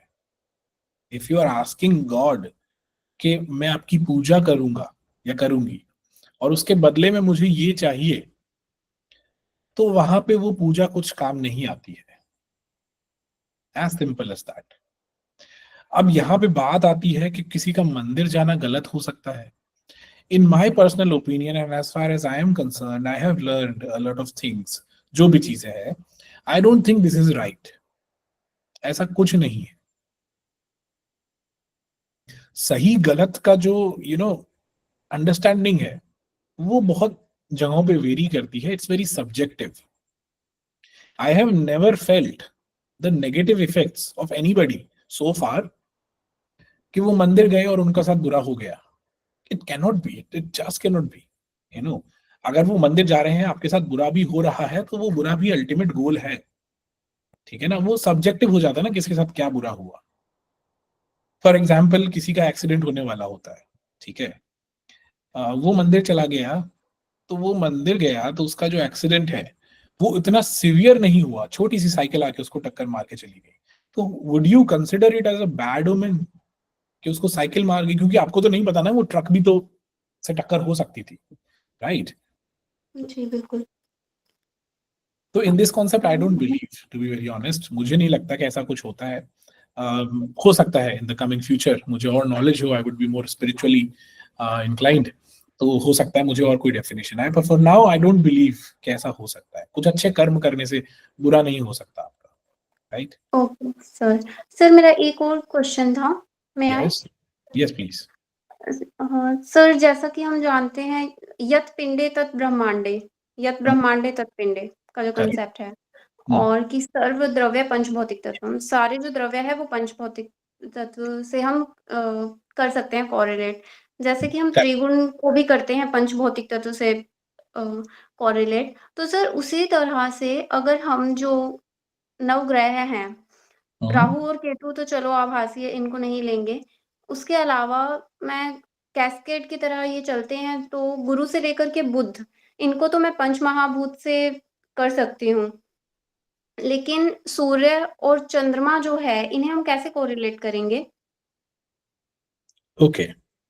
देखो, पंच तत्व जो है ना, पंच महाभूत, जी बेसिकली क्या है ना, इसका सोर्स सारा सूर्य है. ठीक है ना. ओके सर, मैं एक सेकंड, सॉरी मैं इंटरप्ट कर रही हूँ. हाँ, जो कि हम पढ़ते हैं सृष्टि के निर्माण में, अव्यक्त से महत, महत से अहंकार, अहंकार से पंच तन्मात्रा. ठीक है. तो हम सूर्य और चंद्र को महत और अहम से कोरिलेट कर सकते हैं कहीं? No no no no. See, ये जो ग्रह है ना, these are the purest forms of Vishnu. ठीक है. इनके साथ में ना नेगेटिव क्वालिटीज अटैच्ड है नहीं. नेगेटिव क्या होता है? The absence of light is what we call as darkness. ठीक है. जहां पे इनके तत्व नहीं होंगे ना, तो वहां पे हम उनको नेगेटिव मान लेते हैं. फॉर एग्जाम्पल, आप जो बात कर रहे हो ना कि इनके जो क्या कहते हैं तत्व है, पंच महाभूत है, बेसिकली सब कुछ ओरिजिनेट तो सूर्य से ही हो रहा है. ठीक है. सूर्य ने जो तत्व है, सूर्य के अंदर सारे एलिमेंट्स हैं, उन एलिमेंट्स की वजह से ही बाकी ग्रह वही सारे एलिमेंट्स लेके चल रहे हैं. ठीक है. बाकी ग्रहों के पास भी वही सेम है और हमारे अंदर भी वही सेम है. अब उसमें मिक्स मैच जो भी हो रहा है, पॉजिटिव नेगेटिव हो रहा है, that is a different topic. But जो पंच महाभूत की आप बात कर रहे हो ना, वो सारे ग्रहों में सेम है। ये अलग अलग एक एक ग्रह का एक एक वो नहीं है पंच महाभूत का एलिमेंट, राइट? कि गुरु को हमने बोल दिया कि वो सात्विक तत्व है तो सत्व ही है पूरा का पूरा। No, it is majority of sattva. आप 3 तत्वों की जब बात करते हैं ना, गुण की बात करते हैं, सत्व, तमस और रज, तो ये तीनों हमेशा ना बैलेंस थोड़ी रहते हैं, ये ऊपर नीचे होते रहते हैं, करेक्ट? जी लेकिन ऐसा कभी नहीं होगा कि उसमें एक गुण 0 हो जाएगा और एक गुण पूरा ही हो जाएगा, 100 हो जाएगा, राइट? ऐसा नहीं नहीं, ऐसा नहीं था। है ना। Same is with the planets as well. Planets के साथ में भी सेम है। जुपिटर यानी बृहस्पति के अंदर सत्व गुण की ज्यादा प्रधानता है, वो ज्यादा है। लेकिन वो ऐसा नहीं कि तमस 0 हो, ठीक है ना, वो कुछ ना कुछ होगा तभी तो वो बैलेंस बनेगा तीनों का ना। तो ऐसे चलता है वो काम। लेकिन इसमें भी ये पॉजिटिव नेगेटिव कुछ नहीं है, सत्व रज तम तम जो है तीनों गुण है। अब इसमें नेगेटिव कुछ नहीं है, पॉजिटिव कुछ नहीं है, राइट? जी सर। सो जी, जिस तरह से ये बताया है ना कि गुरु को आकाश तत्व से, मर्क्यूरी को अर्थ से, उसमें नहीं तो जो उसमें वाटर और फायर का रिपीटेशन भी हो रहा है मून और सन के साथ। नहीं, देखो फिर से आप कहना, इस पूरा का पूरा तत्व सिर्फ एक प्लैनेट नहीं होता है, ठीक है? वो प्रधानता है शुक्र के अंदर, चंद्र के अंदर जल तत्व की प्रधानता है, ठीक है? बुध के अंदर जो पृथ्वी तत्व की प्रधानता है। जी सर। सही टर्म यूज करोगे ना तो आपको समझ में आएगा कि प्रधानता है उन तत्वों की। यही तो आप पूछ रहे हो ना कि वो तत्वों से आप रिलेट कर सकते हो कि नहीं, यही तो पूछ रहे हो ना आप। जी सर, ये तो हम कॉन्सेप्ट पढ़ते हैं, इसमें 1/2 + 1/8 का उस तरह से रेशियो चलता है कि वो तत्व प्रधान होता है। Correct, right. ओके तो आपका एग्जैक्ट क्वेश्चन क्या है? मुझे थोड़ा सा आगे समझने में दिक्कत हो रही है। सर, मैं ये ना डाउट शीट में अच्छे से एलोबरेट करके डाल दूंगी। अच्छा, ठीक है, ठीक है। तो Okay. आप पूछ लेना, I answer over there, okay? So Okay. तत्व जो है वो बेसिकली इसी तरीके से काम करते हैं, ओके? हर ग्रह के अलग अलग तरीके के तत्व होते हैं। तत्व मतलब सर्टेन एलिमेंट्स जिनको basic core beliefs of astrology या फिर वेद के अंदर बोला गया है, वो तत्व प्रधानता हो सकती है। सो मीत जी का क्वेश्चन है, एक बार मीत जी का क्वेश्चन लेते हैं। Meet, yes please ask your question. Hello, नमस्ते सर। नमस्ते। सर, आपने जैसे बताया कि प्रारब्ध कर्म होता है, संचित कर्म होता है और क्रियामान का कर्म होता है। हाँ तो जी। फिर इस कर्म के बंधन से छूटने का कोई मार्ग है? अगर है तो ये क्या मोक्ष ही है? अगर जो मतलब कर्म को काटा जा सकता है तो फिर क्रियामान कर्म का मतलब क्या है? मतलब कर्म तो करना ही पड़ेगा, तो उससे कोई छूट तो नहीं सकता, स्वयं भगवान भी छूट नहीं सकते। करेक्ट। तो फिर इसका या क्रियामान कर्म का कर्म तो बनता ही रहेगा ना, साइकिल कभी कंप्लीट नहीं होगी, चलते ही रहेगी। नो, ऐसा नहीं होता है। साइकिल एक दिन खत्म होगी तभी तो हमको मोक्ष मिलेगा। अगर वो साइकिल नहीं खत्म हो रही है तो हमको मोक्ष नहीं मिल रहा है, वो मोक्ष नहीं हो पाएगा ना। एक ना एक दिन खत्म होगा, ठीक है? एक ना एक दिन, इन होप कि वो खत्म होगा, हम चलते हैं, ठीक है ना? यहाँ पे जो क्रियामान कर्म की बात होती है ना, ये नया कर्म ऐसा है जो हम पास्ट लाइफ से नहीं लेके आ रहे हैं, लेकिन इस लाइफ में हम कर रहे हैं। तो अगर वो अच्छा कर्म है, मान लो वो ऐसा कर्म है जो हमारे इन प्रारब्धों को काट सकता है, तो वहां पे क्या होगा कि हमारा जो संचित का जो पूरा सेविंग्स अकाउंट है, जो प्रारब्ध का सेविंग है, वो 40 यूनिट्स में से कम होता रहेगा विद द हेल्प ऑफ क्रियामान। क्योंकि हमने पूरा कर्म प्रारब्ध, बुरा तो क्या बोले, कोई प्रारब्ध कर्म लेके आए थे हम, और उसमें से क्रियामान हमने अच्छा किया कर्म जो कि उस प्रारब्ध को काट देगा। तो ये जो 40 यूनिट्स हम लेके आए थे ना पास्ट लाइफ से इस लाइफ में करने के लिए, तो हमको थोड़े कम कर्म करने पड़ेंगे। तो हमें ओवरऑल लाइफ जो है वो स्पैन कम होगा, उसकी वजह से हमको जल्दी मोक्ष की तरफ जाएंगे। जिस दिन हमारे संचित कर्म 0 हो गए, उस दिन हम मोक्ष की तरफ जाएंगे ना, उस दिन हम मोक्ष प्राप्ति करेंगे। तो ये साइकिल तो चलती रहती है। और वो कर्म कैसे होता है, किस तरीके से इसको क्या बोलते हैं कि 0 किया जाए, बहुत सारी फिलोसफीज है, बहुत कुछ है। That is the spiritual part of things, right? तो वो तो क्या है कि it's kind of very difficult to comprehend कैसे होगा क्या होगा। लेकिन यस, बाय थ्योरी क्रियामान कर्म जो अगर आप करते हो, अच्छे कर्म करते हो, तो you can always cut the प्रारब्ध, एंड इन टर्न आप नेक्स्ट लाइफ के लिए भी कोई संचित ऐड नहीं कर रहे हो। राइट। तो उस संचित को ऐड नहीं करोगे तो एक तरीके से कम ही हो गया ना, तो आपके पास नेक्स्ट लाइफ के अंदर कम कर्म होंगे, तो you are more closer to the moksha. I hope I was able to elaborate it in a proper manner, right? Okay sir, thank you. Okay, so Yash ने क्वेश्चन पूछा है,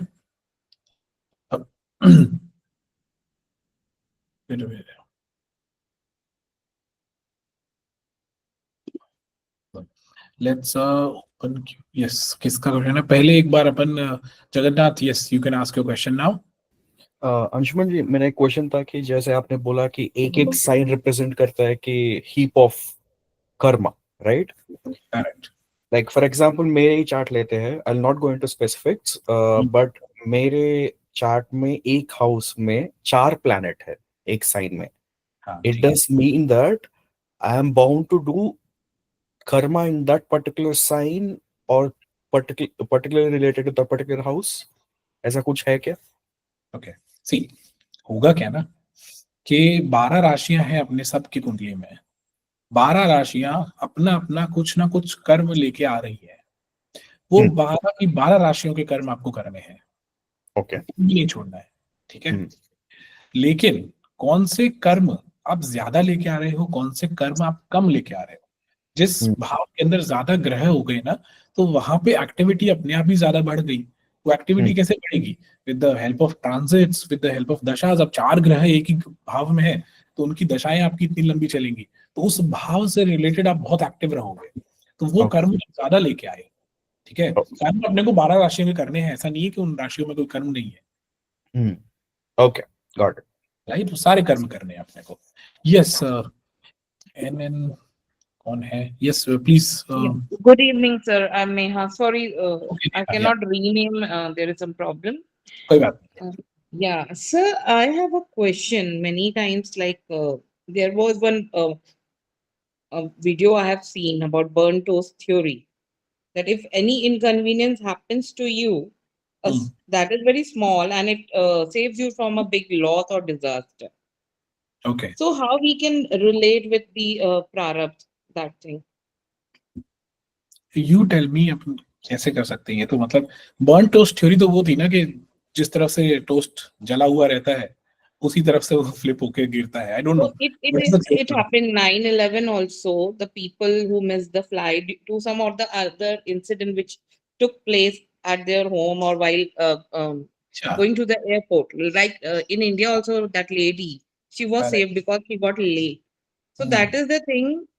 So it saves you, no? But that karma is written, that will happen. But then the universe is giving you sign also कि तुम बच भी सकते हो if you have consciousness. So can we avoid that? देखो, majorly ना मुझे ऐसा लगता है कि we can not avoid life, death and marriage, ठीक है? ये 3 अगर होने हैं तो होंगे, नहीं होने हैं तो नहीं होंगे, ठीक है? ये 3 मेजर कर्म है हमारी लाइफ के। लाइफ इसलिए क्योंकि जन्म लिया है ना, तो वो जन्म उसी समय पे लिया है, ये कौन डिसाइड कर रहा है? ये हमारे सोल ने तो डिसाइड नहीं किया होगा, वो तो ऊपर से ही कुछ ना कुछ ऑर्डर आ रहा है, तो इस पे हमारा कोई कंट्रोल नहीं था। मैरिज जो है, because marriage itself is a very long pending कर्म, कि किसी इंसान के साथ में आपका म्यूचुअल कर्म था, तो वो आप करोगे, तो उसको भी शुरू जब होगा, जब वो लिखा है ना तभी शुरू होगा। उससे पहले आप 100 जतन कर लो कि ये पूजा करा लूं, वो पूजा करा लूं, वो कर्म लिखा है तो वो होगा ही सही, right? And third one is the death part. Death से तो आप नहीं बच सकते हो ना, मौत से आप, काल से नहीं बच सकते हो। काल जितना आपका लाइफ लिखी है उतनी ही आप कर सकते हो। उस लाइफ के दौरान यू कैन ऐड और डिलीट योर कर्म, बट उस लाइफ में बस वो टाइम, उतनी श्वास जो है ना, the breaths we have, these are limited, तो उनको तो आप मैनिपुलेट नहीं कर सकते हो। हाँ, ये होता है कि किस्मत अच्छी हो गई इसलिए बच गए आप, ठीक है? ये हम इसको बोलेंगे। तो वहां पे ये होता है कि मान लो क्रियामान कर्म आपका अच्छा हो सकता है, ये होता है नहीं बोलूंगा मैं, because this is a very subjective topic. तो हो सकता है कि आपने क्रियामान अच्छा किया हो, तो इसलिए आप क्या है कि you were getting injured somewhere else. वो इंजरी हो सकती थी आपको, लेकिन आप उस इंजरी से बच गए। बट मौत से बचना तो नामुमकिन है, इट्स काइंड ऑफ नामुमकिन। मुझे तो नहीं लगता कि ऐसा होता है, राइट? वो छोटे काम आ सकती है theory. Thank you, sir. sorry to interrupt. Can I share one incident which is related to this, if that's okay? Yes, please. So मैं nuances में नहीं जाऊंगा because I was very young, probably 17 or 18 at that point of time to understand this. Me and my dad were traveling and I was driving the bike and एक सीधा point on point collision हुआ था with another bike at a moderate speed. So उस time पे we didn't get hurt but वो jerk थी. So obviously गाली गलौज वो सब होगा, road rage है. So after a point of time, I just parked my bike and my father was crossing the road. Okay. तो उसी टाइम पे within half an hour span में एक छोटी सी ये ट्रॉली होती है ना, वो ट्रॉली ड्राइव करते हैं ऑटो वाले, वो हिट करके चली गई. अच्छा. So उनको मतलब ब्लीडिंग हुआ पर वो भी इतना ज्यादा नहीं था. What I understood was like maybe since we both were together, that collision happened and that somehow didn't hurt him. At that point of time, he was meant to be hurt in some other way. वो effect half an hour में हो गया. Maybe ऐसा कुछ होगा at different operating levels. Maybe presence of certain individuals ये aggravate हो सकता है, ऐसा कुछ. You have a relation of Surya with the 8th house in your chart. I have Surya 9th house. Surya 9th में कितने डिग्रीज में है? एक बार मैं चेक करता हूँ. He passed away. He is no more. Okay. So just a minute. I have my chart with me. 14 degrees पे in the sign of Pisces. Aspected by Jupiter from 5th house. Okay. और Pisces का ruler Shani जो है वो कहाँ, sorry Shani क्या Jupiter कहाँ है? 5th house में है, in the sign of Scorpio. See, आपका ना भाग्य की वजह से you were saved from this all, right? You have a good amount of भाग्य, I would say, in that manner. तो वो उसकी वजह से ज्यादा ट्रिगर्ड है. यहाँ पे क्या है कि कर्म वाला जो बात है वो तो चलो ठीक है, बट उसका जो मेन कारण है ना वो ये है. Okay. So yeah, anyways, let's move on to the next. Yeah, Ishani ji has a question. Yes, Ishani ji. No, sir, I don't have a question. Just in continuation to what Neha ma'am said, that, you know, and what you said, कि those who got saved because of whatever that burnt toast theory जो भी, तो ये भी तो बोल सकते हैं ना कि because death का time नहीं आया था, वो कुछ हुआ और वो delay हो गया. So that's also correct. प्रारब्ध only, right? Death वाली जो बात है ना, death is the imminent, imminent क्या? It is time, place. होगा ही सही, वो आप ना उसको नहीं बदल सकते. जितने लिखा है उतने में हो जाएगी आपकी डेथ या लाइफ, जो भी चीजें हैं.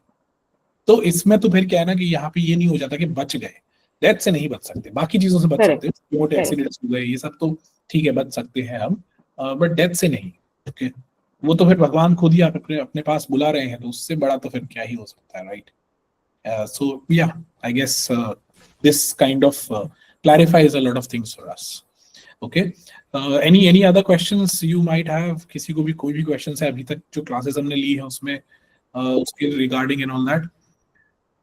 Yes, Ayushi, you're asking question. Please about the third note. वो सारे तो हम जब भाव करेंगे ना, एक एक भाव करेंगे हम, तब हम अपने आप ही पढ़ेंगे. Okay, so yes, कल्पना जी पहले आप पूछ लीजिए, फिर ईशानी जी पे आते हैं. सर असाइनमेंट में वर्ड लिमिट 200 to 250 वर्ड्स थी, मेरे 500 वर्ड्स हो रहे हैं, तो मैं उसे कंसाइज करूं या फिर सबमिट कर दें? कम कर दो उसको, मुझे पढ़ने में बहुत दिक्कत होगी, उसको ग्रेड करने में बहुत दिक्कत होगी. डबल हो गया ना वो, तो उसमें ग्रेडिंग सिस्टम भी तो डाल रखा है ना हमने, तो कितना कंसाइज है उस पर भी डिपेंड करता है. तो I would say yes, if you have time, अभी तो due date is on the next weekend, so कर लो उसको काम. Okay okay, thank you. Okay, yes, Ishani ji, you have a question? No, I don't. I think you forgot to lower down. Lower down the hand. Yes. Okay. Any other questions? Anybody has कोई भी general questions भी आपको आ रहे हो, कुछ भी हो तो we can take up the questions now and then let's conclude otherwise. Yes, please ask. पहले एक बार हर्षित का question ले लेते हैं. हर्षित या? नमस्ते सर. नमस्ते.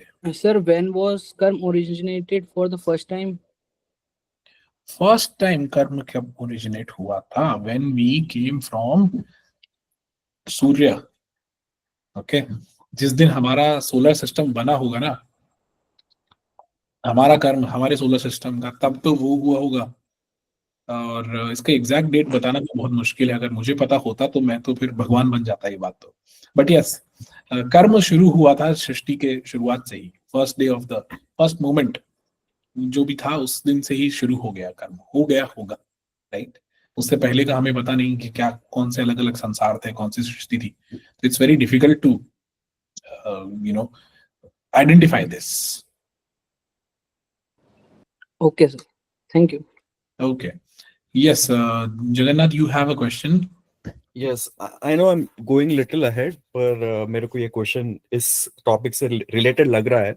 You may cut it off if you don't feel so.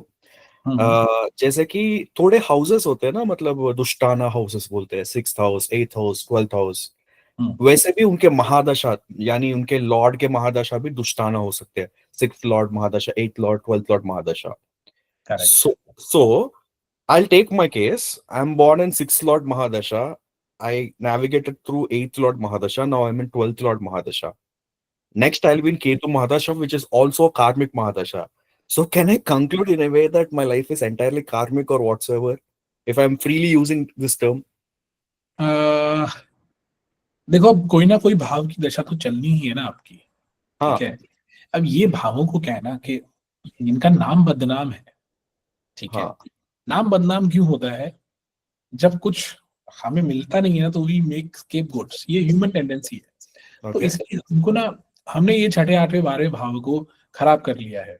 खराब क्या कर लिया है? इनको नाम खराब दे दिया है कि ये इस तरीके से बहुत परेशान करेंगे या बहुत कार्मिक है ये है।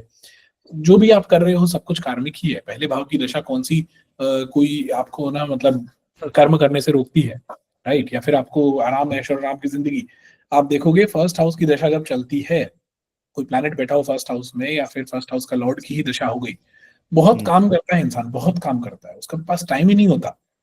Okay, right? क्यों? क्योंकि वो फर्स्ट हाउस है ना, first house is the 11th from the 3rd।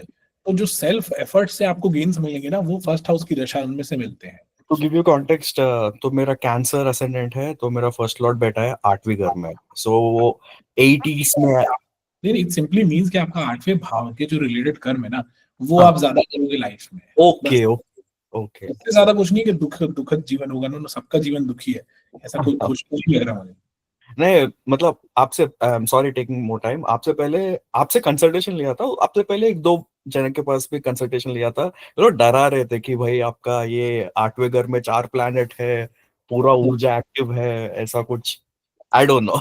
देखो, मेरे तो सारे प्लैनेट्स ही अष्टम भाव से रिलेटेड है, and I have 5 planets basically, you know, in the 8th house, 4 planets.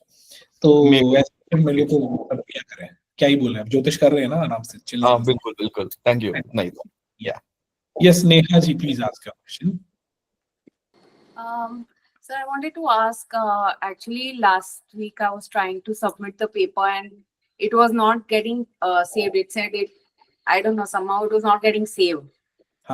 So even the question, when I copy paste the question, the color changes. Is that because of that? Because I was copy pasting it, so it was not getting saved and submitted. Actually, it was not getting saved and देखो, ये जो आप लोगों की problems आ रही है ना अभी, क्या कहते हैं, असाइनमेंट सबमिट करने में, उसमें ना मैंने एक डॉक्यूमेंट शेयर किया हुआ है। उस डॉक्यूमेंट को डाउनलोड करो, उसमें आप डॉक्यूमेंट में वो अपना आंसर लिखो, ठीक। उस डॉक्यूमेंट को हैंड इन कर दो, वहां पे जो ऑप्शन आ रहा है, ठीक है ना। वो जैसे ही आप हैंड इन का ऑप्शन कर देखोगे ना, तो वहां पे अपलोड फाइल का ऑप्शन आता है, तो वो अपलोड फाइल कर दो वहां पे, बस as simple as that। इसमें कोई इशू आ रहा है क्या फाइल अपलोड में? I don't know, मैंने देखा नहीं अभी तक। I don't know, actually I didn't know that we had to save. I just opened the this thing, the page you gave, and then try to type on that with the text option. And so typing happened, but then when the save button was there, it was not getting saved. And then there's the option of submit, but then if it's saved, then only submit happens. So save was not happening. अच्छा, ये हो रहा था, ठीक है। एक काम करते हैं, फिर मैं उसको ग्रेड नहीं Sir, I have a query related to this only. हाँ जी, बोलिए। Yesterday I submitted, I think in the evening or afternoon, the assignment. हाँ जी। So I just pasted there only. So how we'll come to know it has been submitted? Because for me it is showing in the folders, classroom folders. के पास में जो ये option आता है ना इसका assignment वाला, टू डू का ऑप्शन आता होगा, देखो आपके गूगल क्लासरूम के नहीं अंदर। सर, वो है, उसमें है जहाँ आपने जो फोल्डर में असाइनमेंट दिया था, अभी जो मैंने लिखा आंसर, कल जो मैंने आंसर लिखा वो उसमें है, तो वो हमें कैसा पता चलेगा कि सबमिट हुआ? Because it's not showing any message और नोटिफिकेशन कि your assignment have been submitted. ठीक है, आपका क्या नाम है? आपका नेहा नगानी। या नेहा नगानी। आपका टर्न इन नहीं दिखा रहा है मुझे अभी। ठीक है, आपने ना देखो सबमिट करने के बाद ना आपको ड्यू डेट वाला जो ऑप्शन आता है ना कि भाई यू हैव टर्न्ड इन, तो आपका स्टूडेंट वर्क में आपको दिखा रहा होगा ना। सो दैट्स आई गेस उसमें दिख जाएगा। नहीं तो फिर क्या है कि आई विल सी कि अगर ऐसा हो रहा है तो क्यों हो रहा है, मैं कोई दूसरे अकाउंट से करके देखता हूँ। Because I don't know, for me Google Classroom is the app is troubling. I don't know why. At one tab it doesn't get open. So today I joined exactly at 8:30. I was trying since 8:25 joining the class. Okay, so okay. It is creating trouble. I don't know. Okay, wait a minute. अगर किसी को कोई doubt है अपने class से related तो अभी पूछ सकता है, अदरवाइज जो लोगों को डाउट्स नहीं है they can leave the class. The class is officially over. जो डाउट्स अभी है अपन इसको रिजॉल्व करते हैं ना क्लासरूम वाले, तो ठीक है। कोई डाउट्स है आपको ऑलरेडी, किसी को अगर है तो now they can raise hands related to the course topic. Okay, fine enough. ठीक है, तो एक तो नेहा आपको प्रॉब्लम आ रहा है। Nirali, you had also raise the hands, तो आपको कोई डाउट नहीं, I guess. Fine enough. No, sir. I just wanted to let everyone know, but Sakshi already replied. That was the way. Instead of adding text, you have to edit it through Google document. अच्छा, ऐसे हो रहा है क्या वो Google docs से? हाँ, Google Docs में जाके अगर आप सेव करोगे तो वो ऑटोमेटिक सेव हो जाता है।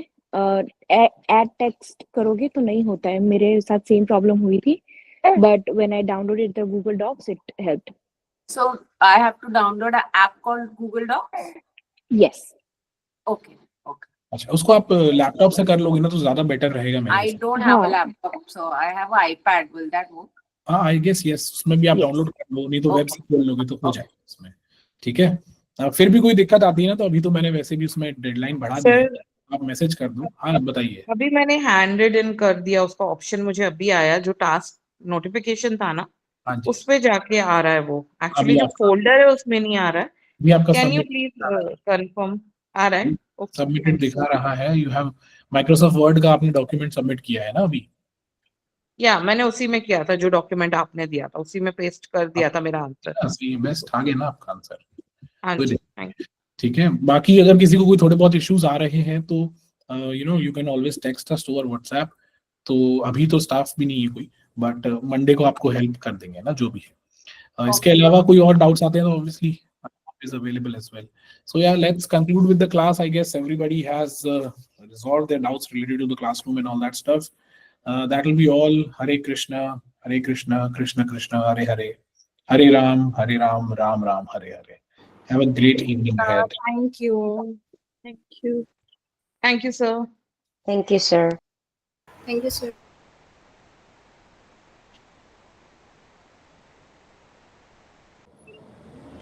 Hello, sir. Can I ask a question? हाँ हर्षित पूछो। Sir, if a planet is exalted in the Lagna chart, but it is debilitated in D9 Navansh, so how will it gives the result? देखो D9 के अंदर क्या है ना, हम ये देखते हैं कि प्लैनेट अंत में जाके कैसे रिजल्ट्स दे सकता है। फाइनल जो वर्डिक्ट होता है ना वो, ठीक है। The point